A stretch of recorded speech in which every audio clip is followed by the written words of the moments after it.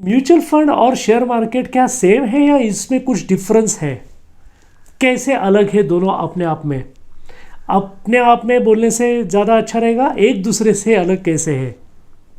आइए इन्हीं सारे सवालों के जवाब आज हम आपके अपने इन्वेस्टमेंट फंडा चैनल पर जीवन बागुल के साथ देखते हैं आज के इस वीडियो में। लेकिन ये जानने के लिए आपको ये वीडियो एंड तक देखना पड़ेगा, बिकॉज हर एक पॉइंट बहुत ज़्यादा इम्पॉर्टेंट है। लेकिन उसके पहले आप इस चैनल को सब्सक्राइब कर दीजिए अगर आप पहली बार इस चैनल पे आए हैं, और अगर आपने अभी तक ये चैनल को सब्सक्राइब नहीं किया है तो प्लीज़ अभी चैनल को सब्सक्राइब कर दीजिए, और वो जो बेल का आइकन है उसके ऊपर क्लिक करके आप ऑल के बटन को आप क्लिक करिए, उस ऑप्शन को सिलेक्ट करिए ताकि आपको पता चले कि हम कब अपने अगले वीडियोस पब्लिश कर रहे हैं। और इसको लाइक करके शेयर कीजिए।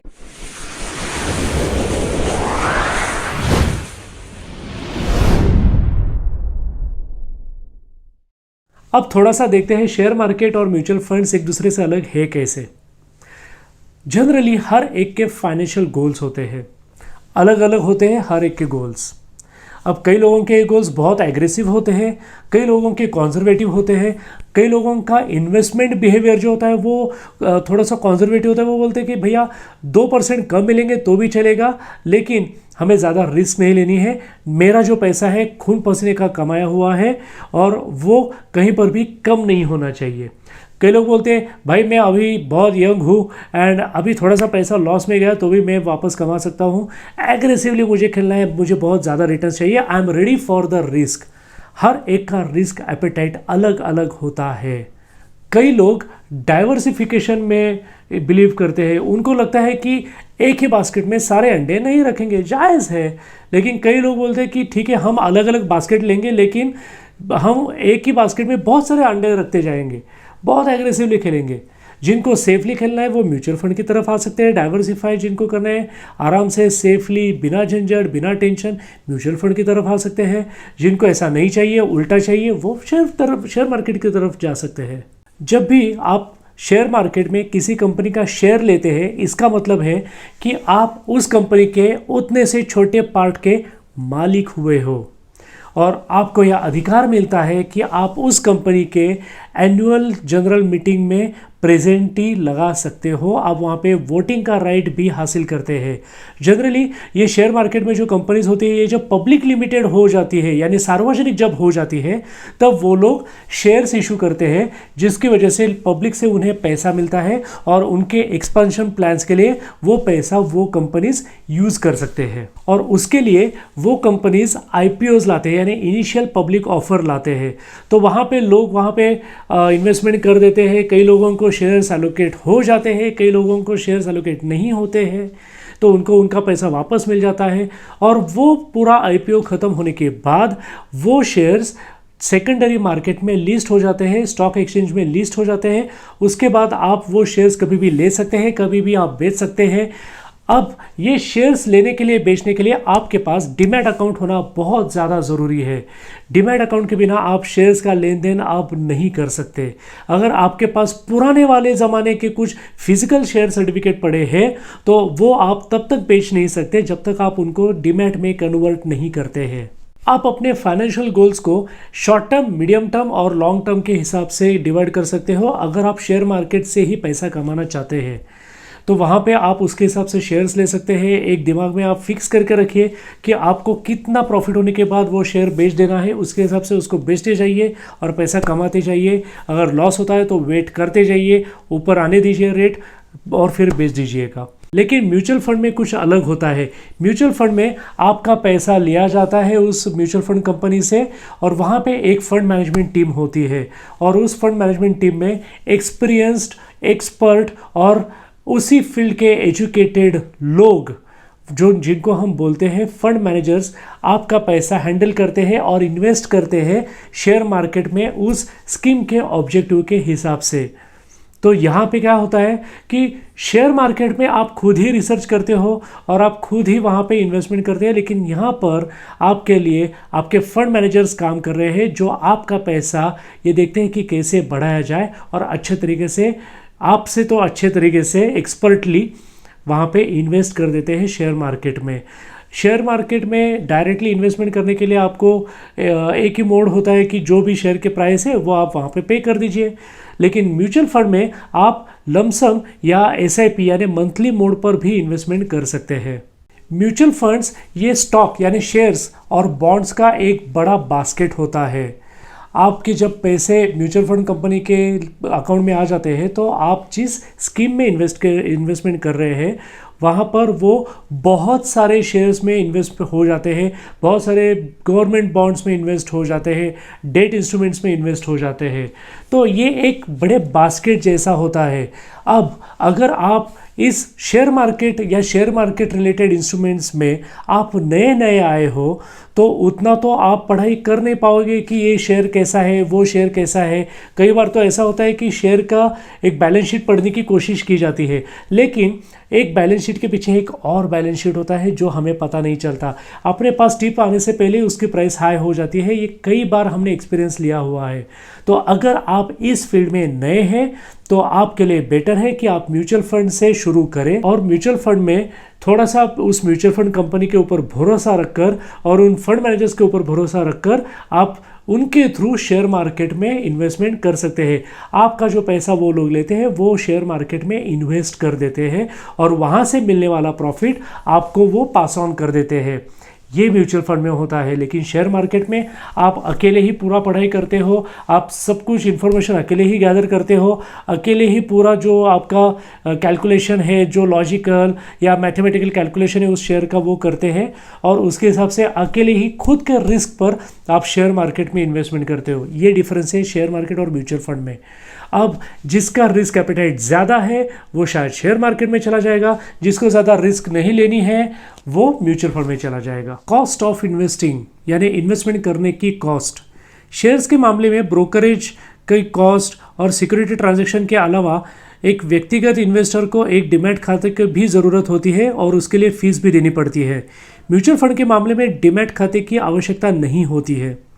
म्यूचुअल फंड में आपको फंड मैनेजमेंट फीस का पेमेंट करने की आवश्यकता होती है। इनिशियल परचेज पर एक एंट्री लोड होता है जो कि यूजुअली 100 से 150 रुपये होता है और कुछ कंपनियां इस एंट्री लोड को भी चार्ज नहीं करती। इन्वेस्टमेंट के लिए एक साल पूरा होने के पहले अगर म्यूचुअल फंड्स रिडीम किए जाते हैं तो एक प्रो रेटा बेसिस पर लगभग 1% के आसपास बहुत ही नॉमिनल चार्ज लगाया जाता है जिसे एग्जिट लोड कहते हैं। लेकिन एक साल के बाद अगर इन्वेस्टमेंट निकालते हैं तो कोई भी एग्जिट लोड चार्ज नहीं किया जाता। कैसे करें इन्वेस्टमेंट? शेयर में ट्रेडिंग करने के लिए आपके पास कंपल्सरीली डीमैट अकाउंट होना बहुत ज़रूरी है। म्यूचुअल फंड को डीमैट अकाउंट की ज़रूरत नहीं है। हालांकि यदि आपके पास एक है तो आप इसे म्यूचुअल फंड को संभालने के लिए उपयोग कर सकते हैं या फिर म्यूचुअल फंड डिस्ट्रीब्यूटर से खरीद सकते हैं म्यूचुअल फंड्स को, जो कि आपके रिस्क एपेटाइट को ध्यान में रखते हुए आपके फाइनेंशियल नीड्स को और गोल्स को भी ध्यान में रखते हुए आपको एक प्रोफेशनल वाइज एडवाइस देकर इन्वेस्टमेंट करने में मदद भी करेंगे। ओनरशिप। एक म्यूचुअल फंड शेयर्स की भीड़ में एक डाइवर्सिफिकेशन प्रोवाइड करता है। शेयर्स के ओनर होने का मतलब ये है कि एक इंडिविजुअल स्टॉक एक म्यूचुअल फंड की तुलना में ज़्यादा रिस्क रखता है। शेयर्स के एक अच्छे पोर्टफोलियो में कम से कम 25 से 30 शेयर्स शामिल होने चाहिए, लेकिन ये एक छोटे इंडिविजुअल इन्वेस्टर के लिए थोड़ा सा मुश्किल काम हो सकता है। म्यूचुअल फंड के साथ कम से कम इन्वेस्टमेंट वाले इन्वेस्टर भी एक अच्छा पोर्टफोलियो प्राप्त कर सकते हैं। एक फंड की यूनिट्स खरीदने से आपको कई शेयर्स में एक एक्सपर्ट फंड मैनेजर के द्वारा इन्वेस्टमेंट करने की परमिशन मिलती है, जिसमें ज़्यादा बड़े अमाउंट का इन्वेस्टमेंट नहीं करना पड़ता।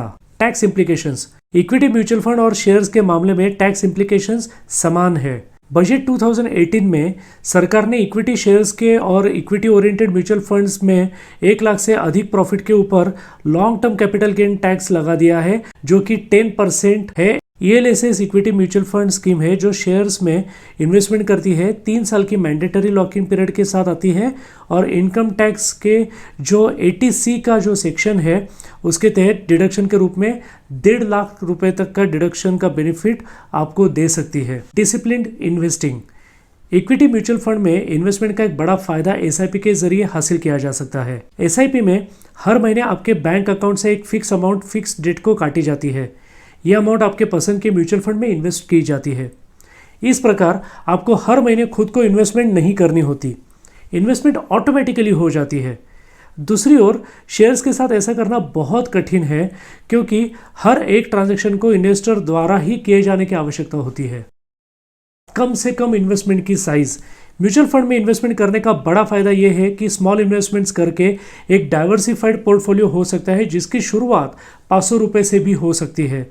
दूसरी ओर शेयर मार्केट में अगर कोई डायरेक्टली शेयर्स के साथ डाइवर्सिफाइड पोर्टफोलियो बनाने की कोशिश करता है तो उन्हें शुरू करने के लिए रिलेटिवली ज़्यादा अमाउंट की ज़रूरत होती है। Portfolio management. म्यूचुअल फंड का मैनेजमेंट फंड मैनेजर द्वारा एएमसी में किया जाता है। म्यूचुअल फंड्स का पोर्टफोलियो का ये एक्सटर्नल मैनेजमेंट ये इंश्योर करता है कि फंड चुनने के समय इन्वेस्टर की ओर से सही शेयर्स खरीदे जाए, चाहे वो शेयर्स को उठा रहा हो या उनकी सर्वेलेंस कर रहा हो और अलॉटमेंट कर रहा हो। आपको इसकी चिंता करने की कोई ज़रूरत नहीं है। आप बस म्यूचुअल फंड की कंपनी की स्कीम में इन्वेस्ट करिए और निश्चित हो जाइए बाकी की प्रोसेस से। इस कारण से म्यूचुअल फंड एक नए इन्वेस्टर के लिए आइडियल होते हैं जो शेयर बाजार के बारे में ज़्यादा नहीं जानते हैं। शेयर मार्केट में इन्वेस्टर को डायरेक्टली खुद ही को इन्वेस्टमेंट करनी होती है और शेयर बाजार में लिस्टेड कंपनी के प्रेजेंटेशन के मजबूत नॉलेज की आवश्यकता होती है। आप खुद ही अपने इन्वेस्टमेंट को चुनने और ट्रैक करने के लिए जिम्मेदार होते हैं। वोलेटिलिटी इन इन्वेस्टमेंट। म्यूचुअल फंड इन्वेस्टमेंट की तुलना में शेयर्स में डायरेक्ट इन्वेस्टमेंट में अधिक वोलेटिलिटी यानी फ्लक्चुएशंस होते हैं। ऐसा इसलिए है क्योंकि जब आप शेयर्स में इन्वेस्टमेंट करते हैं तो आप यूजुअली 10-15 शेयर्स की खरीदारी करते हैं। दूसरी ओर म्यूचुअल फंड्स में स्टॉक्स, बॉन्ड्स, फिक्स डिपॉजिट जैसे अलग अलग सिक्योरिटीज में इन्वेस्टमेंट के साथ एक डाइवर्स पोर्टफोलियो होता है। यहाँ तक कि इक्विटी बेस्ड म्यूचुअल फंड में कम से कम 25 से 50 शेयर्स में इन्वेस्टमेंट होती है। डाइवर्सिफिकेशन के कारण शेयर्स की तुलना में म्यूचुअल फंड में स्टेबिलिटी बहुत ज़्यादा होती है। मॉनिटरिंग। शेयर बाजार में इन्वेस्टमेंट के लिए लगातार मॉनिटरिंग की आवश्यकता होती है। ऐसा इसलिए है क्योंकि शेयर बाजार में इन्वेस्टमेंट एक पर्सनल आइटम है।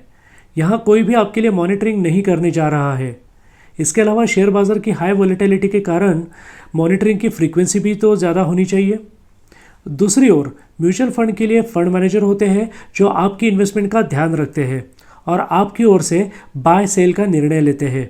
जैसे एफडी में इन्वेस्ट करने के बाद हम बार बार बैंक में जाके नहीं देखते कि आपका पैसा कितना बड़ा है, वैसे ही म्यूचुअल फंड्स में भी बार बार देखने की ज़रूरत नहीं होती कि आपका पैसा कितना बड़ा है। रिटर्न्स। सभी क्वेश्चंस फाइनली एक ही पॉइंट पर खींचे चले आते हैं, वो है कि कितने रिटर्न्स मिलते हैं। तो चलिए इसे देखते हैं, लेकिन एक बात याद रखिए कि यहाँ हम किसी भी कंपनी की स्कीम या किसी भी कंपनी के शेयर्स का नाम नहीं दिखाएंगे, क्योंकि हम ये वीडियो पूरे तरीके से अनबायस्ड रखना चाहते हैं। लेकिन रिटर्न्स रियल दिए हैं और एक्चुअल दिखाए गए हैं।